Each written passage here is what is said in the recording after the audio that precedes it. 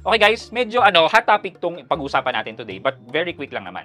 So, narinig niyo na ba yung statement ni GCash na naglabas siya na walang hacking na nangyari? Yan. Which is, ito yung statement niya. But we'll discuss that later. Ano bang pinagkaugatan niya at biglang naglabas si GCash ng ganyang statement? Narinig nyo ba na merong hacking na nangyari, may nawala ng funds, etc. etc. Kaya naglabas si GCash ng ganyan? But parang out of the blue, naglabas na lang siya ng ganyang statement. Eh well, yan ang pag-usapan natin today. So kumapit na kayo, sit back, and let's discuss coming right up.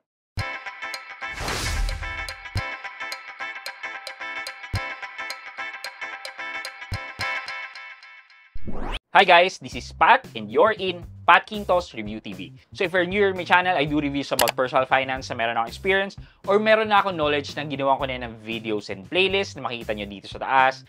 At kung bago ka dito sa channel ko, you may want to consider subscribing to my channel. Okay, so actually, it's a good thing na nag-take action kagad si GCash in clarifying this issue. Well, 2 days ago, nasa Reddit ako when I saw this message. Yan. Itong message na to is a screenshot from a website, parang dark web. Dark web, yan yung place where you don't want to go. Kasi, nandyan yung mga hackers, yung mga medyo as in dark web, yung mga may dark ang intention, nandyan po. And funny na may nakakapture niyan at ang nakalagay dyan ay parang nagbebenta ng na-hack na data coming from GCash. Sinasabi dito na ang data na nandito daw ay merchant and basic users, account numbers, so mga cellphone number yun, I guess, link accounts, mostly virtual cards and other banks, and electronic KYC record, names, address, employment, etc. Tapos, ayan, important three, the eKYC records contain all valid Philippine IDs mixed together without any proper organization. For the protection of data usefulness, sample data are available only to my existing buyers. As usual, please state your code name and use in our previous transaction on the ClearNet or dark web, as I have record of it.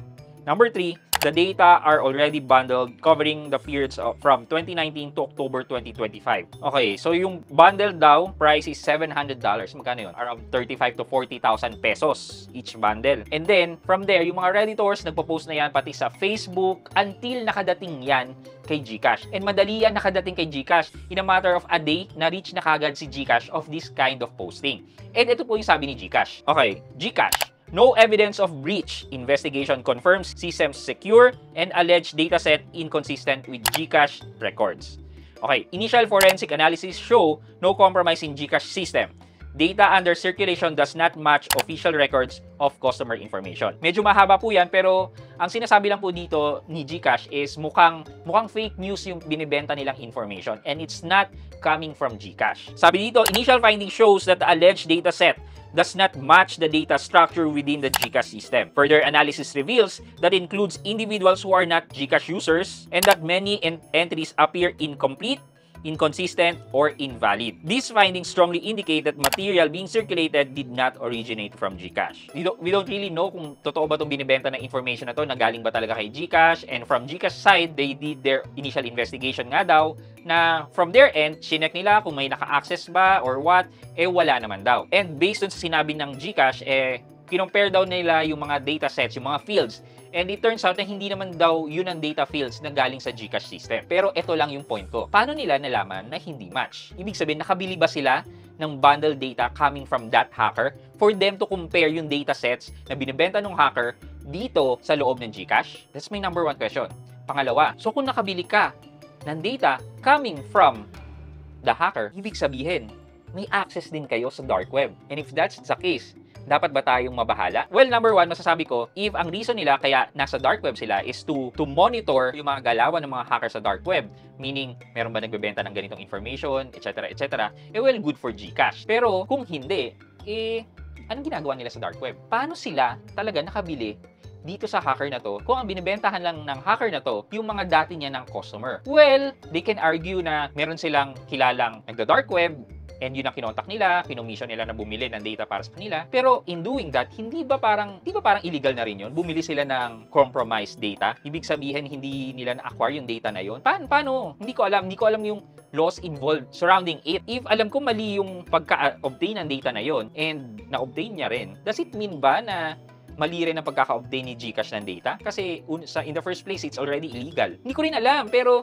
yun yung tumatakbo sa utak ko para ma-compare ni GCash yung dataset nga na yun or dito. Based dito sa press release ni GCash is sinilip nila yung dataset or yung fields. Eh, paano nila magagawa yun? Hindi natin alam. But kung meron man akong pupurihin kay GCash is that unang-una sa lahat is napaka-bilis ng action nila in determining if there is really a hacking on their end. Hindi na lang po natin talaga malalaman kung it's 100% true or not. So for our question of the day, guys, ano sa tingin nyo?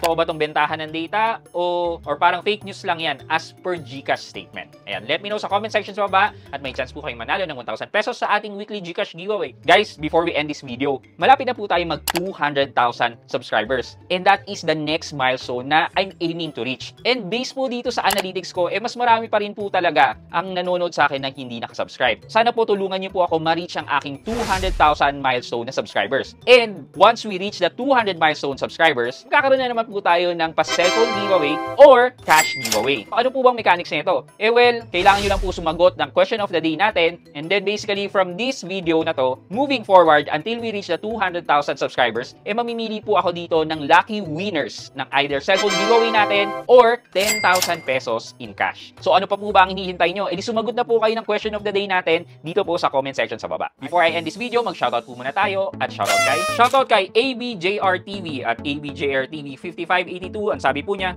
Sir Pat, pa-shoutout po. Always po ako nakaabang sa mga videos niyo po.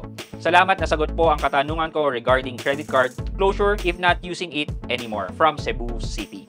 Ayan, kay ABJRTV or at ABJRTV 5582. Shoutout po sa inyo. Maraming salamat po sa panonood at pagsuporta, and thankfully nasagot ko din po yung tanong nyo sa mga information na pinoproduce ko. Thank you so much po. I hope you like this video, leave a thumbs up, and if not, wala nang problema dyan, but continue to support me by subscribing to my channel by clicking the subscribe button and also the bell button sa subscribe para makareceive kayo ng latest notification sa lahat ng upload ko. Again guys, this is Pat Quinto and you're in Pat Quinto's Review TV. Bye-bye!